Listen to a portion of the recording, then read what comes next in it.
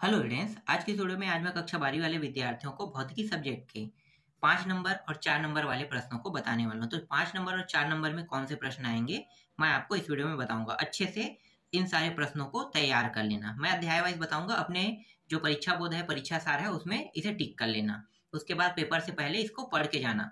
देखो, दूसरे प्रश्न को पढ़ने के लिए आपके पास समय रहे या ना रहे, लेकिन मैं जो बता रहा हूँ उनको पढ़ना ही पढ़ना है, क्योंकि मैं बहुत मेहनत से इन सारे प्रश्नों को ढूंढ के बता रहा हूँ। ठीक है, तो चलो शुरू करते हैं। तो ये जो अध्याय 1 है, विद्युत आवेश एवं क्षेत्र, यहाँ से 5 नंबर के प्रश्न तुम्हें देखने को मिलेगा। ठीक है, तो कौन सा प्रश्न है मैं बता देता हूं। देखो, एक तो प्रश्न ये है लघु उत्तरीय प्रश्न क्रमांक 1 में दे दिया है, किसी वैद्युत द्विध्रुव के कारण अक्षीय स्थिति में किसी बिंदु पर विद्युत क्षेत्र की तीव्रता का व्यंजन स्थापित कीजिए। एक प्रश्न ये हो गया। ये आ चुका है शायद 2024 में। 2024 में अगर आया होगा तो मत पढ़ना, क्योंकि 2024 में आया तो नहीं आएगा ये। ठीक है, 2024 के सन में आए हुए प्रश्न कभी भी नहीं आते हैं। हाँ, उससे नीचे का आ सकता है, तो उसको हम लोग नहीं छोड़ेंगे। ठीक है, ये भी मोस्ट इंपॉर्टेंट प्रश्न है। वैद्युत द्विध्रुव के कारण निरीक्षित स्थिति पर उसके मध्य बिंदु से r दूरी पर स्थित किसी बिंदु पर विद्युत क्षेत्र की तीव्रता का व्यंजन स्थापित कीजिए। ये प्रश्न मोस्ट इंपॉर्टेंट प्रश्न है। ठीक है, इसको देखना है। इसके बाद ये भी मोस्ट इंपॉर्टेंट प्रश्न है। एक समान विद्युत क्षेत्र में वैद्युत ध्रुव पर लगने वाले बलयुक्त आघूर्ण के लिए आवश्यक सूत्र की स्थापना कीजिए। इसकी सहायता से द्विध्रुव आघूर्ण की परिभाषा लिखिए। ये हो गया। इसके बाद ये प्रश्न को भी देखना है। चौथा को, किसी वैद्युत द्विध्रुव को एक समान विद्युत क्षेत्र में थीटा कोण घुमाया जाता है, तो इस क्रिया में किए गए कार्यों की गणना कीजिए। 4 हो गया। ये 5वां प्रश्न, ये भी इंपॉर्टेंट है। एक समान विद्युत क्षेत्र में स्थापित वैद्युत द्विध्रुव की स्थितिज ऊर्जा के लिए व्यंजन व्युत्पन्न कीजिए। ये प्रश्न हो गया। अब इन 5 से ज्यादा इंपॉर्टेंट प्रश्न मैं बता रहा हूं जो अभी आने वाले हैं। ठीक है, मेरे हिसाब से भाई, मैं रिस्क तो आपको लेने नहीं दे सकता ना, तो मैं आपको रिस्क बिल्कुल भी लेने दूंगा। जो प्रश्न पता है उनको पढ़ना है, लेकिन मेरे हिसाब से ये इस साल आपको देखने को मिलेगा। गास का प्रमेय लिखिए। ठीक है, देखो, गास के प्रमेय यहाँ तक कि आपको शब्द देखने को मिलेगा। लिखिए अगर जुड़ा हुआ है, ध्यान देना, लिखिए जुड़ा हुआ है, इसका मतलब यही प्रश्न है। ठीक है, ये प्रश्न पूरा देखना है, इसका उत्तर देख लेना। गास का प्रमेय लिखिए तथा इसे सिद्ध कीजिए। जो अध्याय में बता रहा हूँ उसी अध्याय में प्रश्न मिलेगा, और ये पुराना परीक्षा बोध है। तो नया परीक्षा बोध में तो ये आसानी से मिल जाएगा, है ना। सारे प्रश्न नया परीक्षा बोध में है। नया परीक्षा बोध में ऑर्डर किया हूँ, अभी तक आया नहीं है, इसलिए मुझे पुराना परीक्षा बोध में ही बताना पड़ रहा है। ठीक, तो ये देख लेना। मेरे हिसाब से 100% ये प्रश्न आएगा, 100%। तो ये जितना अच्छे से तैयार करना है, मोस्ट इंपॉर्टेंट में इसे कर लेना। ठीक है, इसके बाद देखो अगला प्रश्न, ये भी मोस्ट इंपॉर्टेंट है, लेकिन ज्यादा मोस्ट इंपॉर्टेंट वो 6वां प्रश्न हो रहा है ना। गास के प्रमेय द्वारा किसी बिंदु आवेश के कारण विद्युत क्षेत्र की तीव्रता ज्ञात कीजिए तथा कूलाम का व्युत्पन्न वर्ग नियम निगमित कीजिए। यहाँ पे देखो, गास का प्रमेय यहाँ भी लिखा है, लेकिन यहाँ पे जस्ट पीछे में द्वारा लिखा है, लिखिए नहीं लिखा है। ध्यान देना, लिखिए लिखा हो रहेगा ना तो तुम्हें पूरा 6वां के 6वां प्रश्न को हल करना है, और लिखिए नहीं लिखा है, गास का प्रमेय द्वारा लिखा हुआ है, ऐसा कुछ लिखा हुआ है ना। और यहाँ पे गास का प्रमेय लिखिए कहेगा तो 6वां, और लिखिए के अलावा और कुछ दिया है तो वो अलग प्रश्न है, समझना। लेकिन मेरे हिसाब से 100% 6वां प्रश्न आने वाले हैं, 100%। इसके बाद देखो, ये है गास के प्रमेय द्वारा। देखो यहाँ भी वैसे ही ना, गास का प्रमेय द्वारा लिखा हुआ है ना, रेखीय आवेश, लेकिन यहाँ पे बदला क्या है, रेखीय आवेश के कारण विद्युत क्षेत्र की तीव्रता की गणना कीजिए। क्या होता है, गास का प्रमेय, गास का प्रमेय, गास का प्रमेय, 2-3 जगह देखोगे कंफ्यूज हो जाओगे। तो इसलिए इसे समझना बहुत जरूरी है कि कौन सा इसका उत्तर होगा, है ना। 3 प्रश्न है, तीनों अलग अलग है, और तीनों में अलग अलग पूछा गया। एक तो गास का प्रमेय लिखिए, गास के प्रमेय के माध्यम से किसी प्रश्न को अलग अलग तरीके से हल कीजिए। तो 2 प्रश्न इसी तरीके के हैं, तो ये चीज आपको जानना बहुत जरूरी है। ठीक है, ये हो गया। इसके बाद देखो, एक प्रश्न ये है, ये भी मोस्ट आईएमपी प्रश्नों में से है। किसी आवेश चालक गोले या खोखले चालक गोले के कारण विद्युत क्षेत्र की तीव्रता निम्नलिखित स्थितियों में ज्ञात कीजिए। ये हो गया। ठीक है, इसके बाद ये भी है, ये वाला भी देख लेना है। ठीक, इतना ही तो है, 6-7 प्रश्न और तो नहीं है, बस इतना ही है। हाँ, एक प्रश्न ये वाला मुझे नहीं मिला था। ये गास प्रमेय की सहायता से r त्रिज्या वाले एक समान आवेशित गोली कवच के कारण इसमें r दूरी पर स्थित किसी बिंदु पर विद्युत क्षेत्र की तीव्रता का व्यंजन निम्न स्थितियों में ज्ञात कीजिए। जैसे r, छोटा r बड़ा है किससे, बड़ा r से। r बड़ा r और r दोनों बार बराबर है, इसमें बड़ा r बड़ा है। ठीक है, तो ये प्रश्न मुझे नहीं मिला, ये तुम लोगों के परीक्षा बोर्ड में तुम्हें आसानी से मिल जाएगा। ठीक है, ये 2023 के सन में आया है, तो मैं यहाँ पे बता भी दिया हूँ कि 2023 के सन में आया, ये प्रश्न देख लेना। ठीक है, इसके चांसेस कम है, मैं जो बता रहा हूँ वही प्रश्न आएगा, गास का प्रमेय ही आएगा, लेकिन आपको जो दिया गया है ना उन प्रश्नों को भी नहीं छोड़ना है, उन प्रश्नों को भी छोड़ पढ़ना है ना। क्या होता है 100% तो है उसके चांसेस, लेकिन कई बार क्या होता है आगे पीछे कर दिया जाता है, तो इसलिए छोड़ना नहीं है। रिस्क 0 रखो, लेकिन ज्यादा फोकस छठवां में रखना है। ठीक है, अब अथवा आने वाला प्रश्न बता देता हूँ। अब आपके ऊपर डिपेंड करता है आप अथवा को पढ़ो या ना पढ़ो, फिर भी मैं अथवा में दूंगा आप लोगों को। ठीक है, ये अथवा प्रश्न है, एक प्रश्न अध्याय 1 से आएगा और एक प्रश्न अध्याय 2 से आएगा, अथवा प्रश्न अध्याय 2 से रहेगा। तो यहाँ से देख लेते हैं पहले पार्ट का नाम, स्थिर विद्युत विभव तथा धारिता। ठीक है, कौन कौन से प्रश्न है ये आपके ऊपर डिपेंड करता है, आप अथवा पढ़ना चाहो या नहीं पढ़ना चाहो, मैं आपको लेकिन अथवा भी दूंगा। ठीक है, ये 5 नंबर में देखो, समांतर प्लेट संधारित्र की धारिता के लिए व्यंजन ज्ञात कीजिए ना, वो संधारित्र किसे कहते हैं, इसे 2 अलग अलग नामों से जाना जाता है, तो प्रश्न एक ही समझना, एक ही समझ के पढ़ना। इसके बाद देखो समांतर प्लेट के धारिता के लिए व्यंजन ज्ञात कीजिए जबकि प्लेटों के मध्य आंशिक पैदुदार माध्यम स्थित है। ठीक है, ये भी हो गया दूसरा, ये सब अथवा में देखने वाला प्रश्न है, ये प्रश्न तुम्हें अथवा में देखने को मिलेगा। और कौन सा प्रश्न अथवा में देखने को मिल सकता है, ये वाला प्रश्न, समांतर क्रम में जुड़े 3 संधारित्रों की तुल्य धारिता के लिए व्यंजन व्युत्पन्न कीजिए। और ये है, ये भी मोस्ट इंपॉर्टेंट में है, ये भी अथवा वाला ही समझो। ठीक है, तो ये प्रश्न भी अथवा ही वाला है।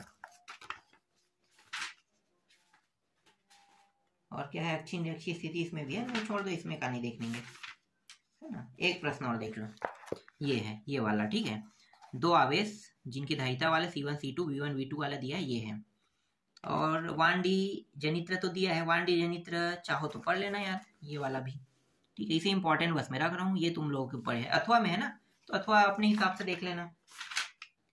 और ये वाला जो है, ठीक है, ये प्रश्न मुझे नहीं मिला था, समांतर प्लेट संधारित्र की प्लेटों के बीच की दूरी दूरी उनके बीच T मोटाई की परावैद्युतांक पट्टिका रख दी जाती है, तो संधारित्र की धारिता का व्यंजन प्राप्त कीजिए यदि T क्या है, बड़ा है D से। ठीक है, 2023 का प्रश्न है, 2023 में आया है, ये प्रश्न मुझे नहीं मिला था। और ये अथवा प्रश्न है, समझो जो अध्याय 2 दे रहा हूँ मैं अथवा प्रश्न है, तो अथवा प्रश्न तुम लोगों के ऊपर डिपेंड करता है, तुम पढ़ो या ना पढ़ो, फिर भी मैं अपनी ओर से दे रहा हूँ, रिस्क नहीं लेना है, जितना प्रश्न बताया गया उतना को आपको पढ़ना ही पढ़ना है। तो ठीक है, अब आते हैं अध्याय 4 पे। देखो अध्याय 4 पाठ का नाम बता देता हूँ, गतिमान आवेश और चुंबकत्व। ये जो अध्याय बता रहा हूँ इसी से ही अथवा प्रश्न भी देखने को मिलेगा। तो देखो बेनिफिट मिल गया ना यहाँ पे कि तुम्हें 2 प्रश्न डायरेक्ट यहाँ से देखने को मिल रहा है, तो यहाँ पे जो प्रश्न बताऊंगा उसको अच्छे से पढ़ लेना।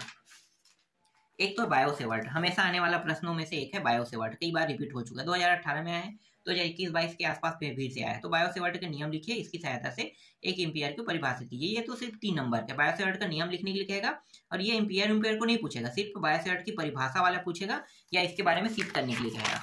और दूसरा इसके साथ ऐड करके दिएगा ये वाला प्रश्न, ये भी प्रश्न उसी का हिस्सा है। तो ये वृत्ति कुंडली में बहने वाली धारा के कारण उसके केंद्र पर उत्पन्न चुंबकीय क्षेत्र के व्यंजक प्राप्त कीजिए कह रहा है ना। तो दोनों प्रश्न है, ये भी 5 नंबर का मोस्ट इंपॉर्टेंट है। ठीक है, बायोसेवर्ट वाला ये चित्र है, इसको सिद्ध करने के लिए कहेगा व्यंजन, तो पूरा सिद्ध करना है। तो 2 प्रश्न हो गए। अब ये मोस्ट इंपॉर्टेंट नहीं, ऐसे ही दे रहा हूँ, लॉरेंज बल क्या है ये आपके ऊपर डिपेंड करता है, पढ़ना है तो पढ़ लेना, ये सिर्फ 5 नंबर का प्रश्न है। ठीक है, ये मोस्ट इंपॉर्टेंट में नहीं है, समय रहेगा तो पढ़ लेना। ठीक है, जो मोस्ट इंपॉर्टेंट नहीं बताऊंगा उसको समय रहेगा तो पढ़ लेना। इसके बाद ये मोस्ट इंपॉर्टेंट है, इसको तो छोड़ना ही नहीं है। ठीक है, चल कुंडली धारा मापी वाला नामांकित चित्र, ये सब चीज पूछा जाता है। ये है तो पुराना परीक्षा बोध, लेकिन 2022 में ये प्रश्न पूछा जा चुका है ना। 2021 का परीक्षा बोध है, जबकि देखो 2022 में पूछा जा चुका है, मतलब इसमें है वो सारे प्रश्न जो आगे पूछा जा रहा है वो। इस तरीके से 1 मिनट, ये तो नहीं है, हाँ ये है, ये सिर्फ इंपॉर्टेंट है। सर्ट किसे कहते हैं, ये आएगा तो आएगा, नहीं के बतौर है, मतलब चाहो तो आप पढ़ लेना, समय रहेगा तो पढ़ना, मैं समय के ऊपर डिपेंड करता हूँ तुम लोगों के, है ना।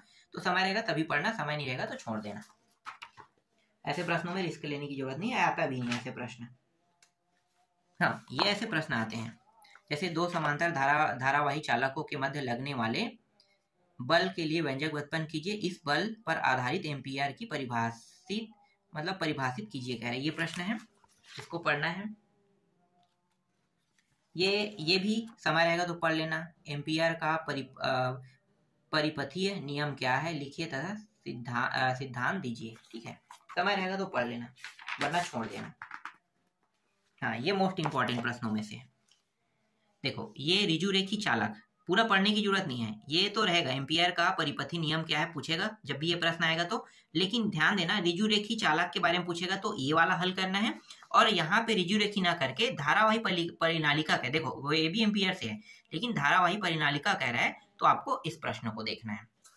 ठीक है, दोनों अलग अलग प्रश्न है। और कौन सा प्रश्न इसमें है? हाँ, ये वाला देखो, किसी वृत्ताकार धारावाही कुंडली के अक्ष पर किसी बिंदु पर चुंबकीय क्षेत्र की तीव्रता का व्यंजन ज्ञात कीजिए। ये भी मोस्ट इंपॉर्टेंट प्रश्न है, और ये तो साइक्लोट्रॉन वाले तो आता ही रहता है। ये 2019 में भी आया, 2023 में भी आया है ना, और ये 2025 में भी आ सकता है। तो साइक्लोट्रॉन का एक ही प्रश्न है इसमें, ध्यान देना, ये साइक्लोट्रॉन से एक ही है और इसमें पूरा है। तो साइक्लोट्रॉन से अगर कोई भी प्रश्न रहे, चाहे उसमें कुछ भी पूछे, समझो कि यही प्रश्न बनाना है। जैसे कि यहाँ पे देखो ना, अथवा अथवा करके दे दिया, मूल सिद्धांत संरचना, ये चीज बनाना, नामांकित चित्र, तो एक प्रश्न है, इसके अलावा और प्रश्न नहीं है। तो इसको आपको अच्छे से देख लेना है। ठीक है, ये हो गया। और कोई प्रश्न है क्या? हाँ, एक प्रश्न और बचा है, ये वाला, चल कुंडली धारामापी क्या है। ठीक है, तो ये हो गया, बस इतना ही प्रश्न आपको देखना है। और इसके साथ एक और अध्याय है जिससे प्रश्न तो नहीं आते हैं, लेकिन चाहो तो तुम लोग इसको पढ़ सकते हो ना। ये वाला जो अध्याय है, चुंबकत्व एवं पदार्थ के चुंबकीय गुण। ठीक है, यहाँ से भी 5 नंबर के आने वाले हैं, लेकिन चांस बहुत कम है, बता रहा हूँ, बहुत कम है यहाँ से कोई प्रश्न उठा दे। जैसे कि उठा देगा तो यही उठा सकता है, एक अक्षीय स्थिति निरक्षीय स्थिति, है ना, तो एक अक्षीय और निरक्षीय दे रहा हूं मैं, ये वाला। ठीक है, और ये तो छोटे प्रश्न में पूछेगा, दंड चुंबक और धारा में परिमाकर की तुलना कीजिए कह के। चलो 5 नंबर में इसको भी डाल देते हैं। तुम लोगों के ऊपर मन के ऊपर डिपेंड है, तुम पढ़ना चाहो तो पढ़ लो, मैं तो अपनी ओर से दे रहा हूँ। समय रहेगा तो बिल्कुल पढ़ना इनको, इस अध्याय को, नहीं रहेगा तो इस अध्याय को छोड़ देना। और कुछ है क्या यहाँ पे? ये तो और नहीं दिख रहा है,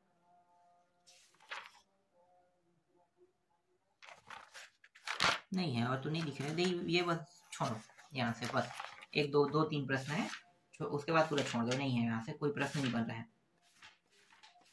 ठीक है, अब आगे देखते हैं, अब कौन सा अध्याय बचा? ये वाला, लेंस वाला, है ना।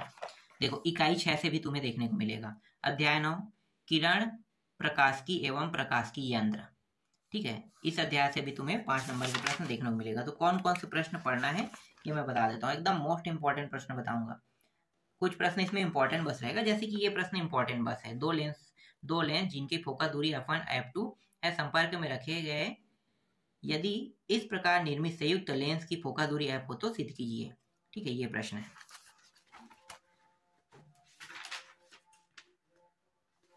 ये भी सिर्फ इंपॉर्टेंट में है, न्यूटन का सूत्र लिखे तथा उसे सिद्ध कीजिए, ये भी सिर्फ इंपॉर्टेंट है। अब ये मोस्ट इंपॉर्टेंट है भाई, अब इनको तो छोड़ना नहीं है, इंपॉर्टेंट को समय रहने पर ही पढ़ना है, समय नहीं रहेगा तो छोड़ देना है ना, लेकिन मोस्ट इंपॉर्टेंट को छोड़ना नहीं है। देखो, किसी गोली अपवर्तक तल के लिए सिद्ध कीजिए। ठीक है, ये सिद्ध करना है, तो ये हो गया अवतल दर्पण के लिए, अवतल गोली के लिए, और एक होता है उत्तल, है ना, तो ये उत्तल का भी है यहाँ पे, ये भी मोस्ट इंपॉर्टेंट है, या तो ये या तो ये। ठीक है, दोनों। अब ऐसा नहीं कि भाई दोनों में से सिर्फ एक को पढ़ना है, दोनों को पढ़ना है, या कह रहा हूँ, मतलब ऐसा नहीं कि एक को पढ़ना। ठीक है, मोस्ट इंपॉर्टेंट है, दोनों को देखना है। फिर ये भी प्रश्न देखना है, ये μ1 और μ2 अपर्तनांक वाले। ठीक है, ये भी प्रश्न इतना ही इंपॉर्टेंट प्रश्न है, तो इनको भी आपको नहीं छोड़ना है। ठीक है, इनको भी नहीं छोड़ना है। और ठीक है, ये तो हो गया, मोस्ट इंपॉर्टेंट प्रश्न है। मोस्ट इंपॉर्टेंट प्रश्न में 3 प्रश्न हो गए ना, चौथा देखते हैं, ये मोस्ट इंपॉर्टेंट, प्रिज्म किसे कहते हैं? ये भी मोस्ट इंपॉर्टेंट प्रश्न है, प्रिज्म किसे कहते हैं? तो प्रिज्म वाले जैसे प्रश्न आते हैं ना, तो एक ही प्रश्न है, समझो यही बस प्रश्न है, इसके अलावा और कुछ भी नहीं। चाहे नाम कितनों भी नाम चेंज कर दे, है ना, कोई भी नाम चेंज कर दे, आपको यही प्रश्न हल करना है। देख लेना इसको क्या क्या नाम से बोला जाता है, यहाँ पे देख सकते हो, इसको अलग अलग नामों से भी बोला जाता है। ठीक, इसके अलावा इसमें और कोई प्रश्न नहीं है। नेत्र उत्तर वाला नहीं आता है, नेत्र वाला छोड़ दो। हाँ, इसके बाद सूक्ष्मदर्शी। देखो, ये है सरल सूक्ष्मदर्शी वाला प्रश्न, मोस्ट इंपॉर्टेंट है, ये प्रश्न आ सकता है सरल सूक्ष्मदर्शी के बारे में हल करने के लिए। सरल सूक्ष्मदर्शी से ज्यादा इंपॉर्टेंट है सरल सूक्ष्मदर्शी, चलो इंपॉर्टेंट में रख लो इसको, इसके चांसेस कम है ना, लेकिन संयुक्त सूक्ष्मदर्शी के चांसेस ज्यादा है। ये संयुक्त सूक्ष्मदर्शी का वर्णन निम्न शीर्षकों के अंतर्गत कीजिए, ये ज्यादा इंपॉर्टेंट है, ठीक है, ज्यादा इंपॉर्टेंट ये है, तो इसको ज्यादा फोकस करना। मतलब संयुक्त सरल सूक्ष्मदर्शी के मुकाबले जितना बता रहा हूँ उनको तो पढ़ना है, मोस्ट इंपॉर्टेंट जिसे कह रहा हूँ उसको तो पढ़ना ही पढ़ना है। अब आगे देखते हैं, ये भी हो गया। हाँ, अब खगोली देख लेते हैं। देखो ये है दूरदर्शी, मतलब ये खगोल दूरदर्शी का वर्णन निम्न बिंदुओं के आधार पर कीजिए। ये प्रश्न 2023, 21, 21 में भी आया है, ये बार बार रिपीट हो, 21, 23 और 25 आ रहा है, तो हो सकता है ये 25 में भी उठा दें, ठीक है। एक कैलकुलेशन हम लोग करते हैं तो ऐसी कैलकुलेशन किया जा सकता है इसमें भी, ठीक है, तो ये भी छोड़ना नहीं है। पाथिरो वाला तो मुझे नहीं लगता है पाथिर वाला आएगा, छोड़ दो पाथिर वाला को, ठीक है। अब इसके एक सहयोगी अध्याय भी है, उसको भी देख लेते हैं, अथवा प्रश्न इसके सहयोगी अध्याय भी से तो आते हैं ना।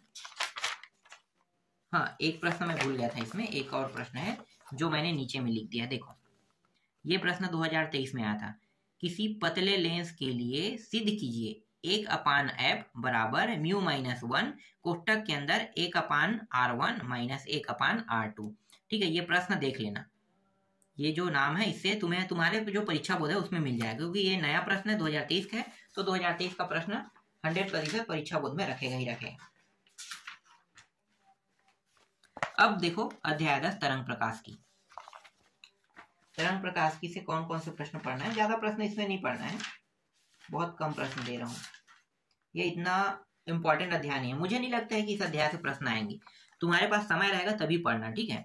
तो ये प्रश्न है प्रकाश के व्यतिकरण से आप क्या समझते हैं, संपोषी और विनाशी व्यतिकरण को परिभाषित कर इनके लिए आवश्यक प्रतिबंध लिखिए कह रहा है, ठीक है। दो अलग अलग नामों से जाना जाता है, ये हो गया, ये मोस्ट इंपॉर्टेंट ही है, समय रहेगा तो अब पढ़ना है ना।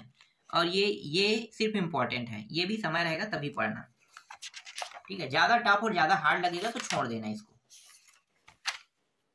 क्योंकि ज्यादा हार्ड और ज्यादा टफ को पढ़ने का कोई मतलब नहीं है, आपका टाइम वेस्ट होगा और कोई नंबर भी आपको नहीं मिल पाएगा, क्योंकि इतना लंबा चौड़ा नहीं बना पाओगे। ये भी सिर्फ इंपॉर्टेंट है, समय रहेगा तभी पढ़ना, नहीं रहेगा तो छोड़ देना, ठीक है। तो 55 नंबर के जितना भी प्रश्न आ सकता था मैंने वो सारे प्रश्न तुम लोगों को बता दिया है। अब सिर्फ बचा है 4 नंबर का ना, तो 4 नंबर वाले में मैं बता देता हूँ, 4 नंबर वाले में कौन सा आएगा मैं क्लियर तो नहीं हूँ, मैं तुम्हें एक राय दे सकता हूँ अभी तक के जो रिकॉर्ड में है उसके हिसाब से। 4 नंबर में 4 नंबर सोचो कि एक प्रकार का ये राय ही है और कुछ नहीं है। 4 हो गया, कहाँ गया, कौन सा अध्याय, मैं भी भूल जाता हूँ, ये अध्याय भी नहीं है। हाँ ये एक मिनट, चौथा अध्याय में जो 5 था ना, एक प्रश्न मैं भूल गया था तो बताने के लिए, एक मिनट, कहाँ गया चौथा अध्याय। देखो ये 5 नंबर वाला था ना चौथा अध्याय से, गतिमान आवेश और चुंबकत्व, तो इससे एक प्रश्न जो था ये वाला, ये भूल गया था मैं। 2 तार जिनके I1 I2 धारा प्रवाहित हो रहा है, ये कहाँ है प्रश्न मुझे नहीं पता, लेकिन तुम्हारे परीक्षा बोर्ड में मिल जाएगा। एक दूसरे के समांतर d दूरी पर रखे गए हैं, दूसरे तार के प्रति एकांक लंबाई पर लगने वाले बल के लिए व्यंजक प्राप्त कीजिए, यह कब आकर्षण बल होगा और कब प्रतिकर्षण बल होगा, ठीक है। इसको देख लेना, ये अध्याय 4 की, ये भी मोस्ट इंपॉर्टेंट प्रश्न है। ये प्रश्न जो है वो 2021 में आया, इसलिए मैं ये दे रहा हूँ, 2021 का सन का है तो ये रिपीट कर सकता है, इसको उठा सकता है, तो तुम्हारे परीक्षा बोर्ड मिल जाएगा, या तो 4 में मिलेगा या तो 5 अध्याय में मिलेगा ये। इसके बाद मैं तुम लोगों को 4 नंबर का बताने वाला था ना।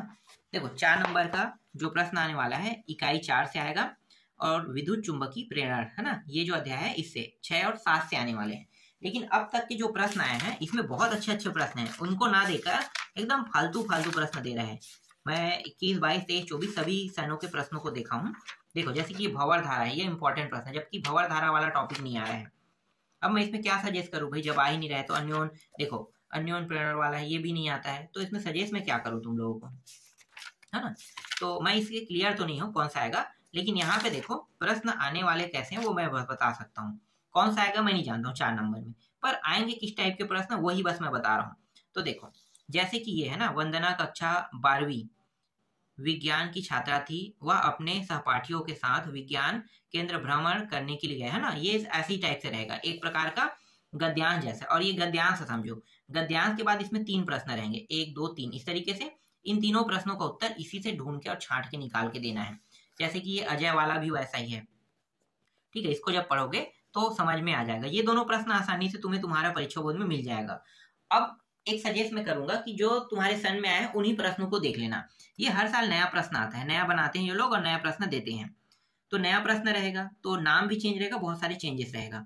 जो अभी तक सन में आया वो प्रश्न नहीं आएगा। बाई चांस एक आध प्रश्न रिपीट हो जाए, बहुत अच्छी बात है। तो सन में आए हुए प्रश्नों को देख लेना एक बार, ठीक है। तुम्हारे परीक्षा बोर्ड में मिल जाएगा। मेरे पास तो सिर्फ 19 और 20 का ही है।